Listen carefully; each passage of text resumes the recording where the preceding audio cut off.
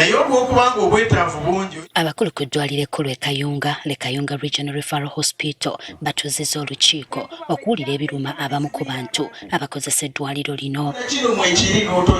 Olukiiko lino lwetabiddwamu abakulu ku disitulikiti e Kayunga, ab'ebyokwerinda, abantu ba bulijjo n'abasawo mu ddwaliro lino.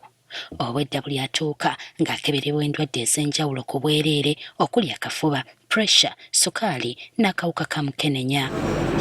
Akulira ebyemulimo ku ddwaliro lino Henry Kibirango asabye abatuuze okubeeyunira okufuna obujjanjabi kuba buli kyetaagisa weekiri nti gavumenti ekoze ky'amaanyi okuteeka ssente mu ddwaliro lyabwe okusobola okutuusa obuweereza obulungi gye bali. Eddwaliro lino eteekamu ssente eziwerera ddala okulaba ng'empeereza nnungi. Onera bw'atyo asobodde okubategeeza ebyo bye basobodde okutuukako mu kiseera kino. Abalwadde baffe be tuwa ebitanda tukyali ba mukisa nti tusobola okubawa ekyokulya RDC.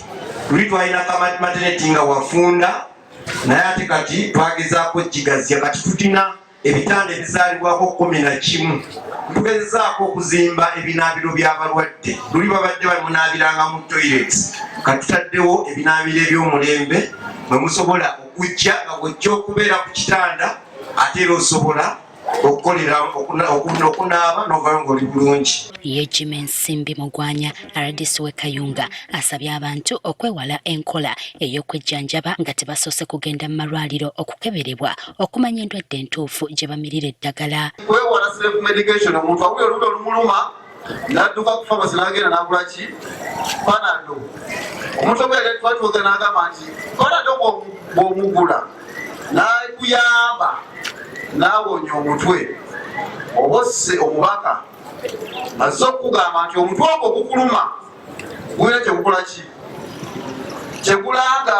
Bo abantu babaddeko ebibuuzo bingi ebibabobbya omutwe. Omuntu olwamuggyako omusaayi okudda gwina kudda mu bbanga ki? Mwaka, mwezi, lunaku olwo lwennyini. Nga bamaze okutolako omusaayi ng'era bali kuwa treatment nti okujja kwirayo waka gy'aliko kudinisa bakuwa amakerenda. Owantu awo tutuuka okujya twavaawo ssaawa ndala ey'obwire. Aye ng'abasala abasigaire abandi beemerereeyo bali ku bamboozi, bali ku simu neddaibwe, bali ku kyatinga wa. Bonaabonera mu ddwaliro. Bajjako omusaayi ne batwala wakati twawe kati ne bangamba baagala emitwalo 8. Ne babuuza omusaayi nagenda bangamba bweno ni public hospital. Ni public hospital ebeera mu ya gavumenti. Abasobola okutulimira enguudo ezo batuyambe, naye abantu bali mu byalo bafa. Enteekateeka eno egendereddwamu okumanyisa bannakayunga ne disitulikiti endala ezitwalibwa eddwaliro lino ku mpeereza zaalyo n'engeri gye bayinza okuyambibwamu.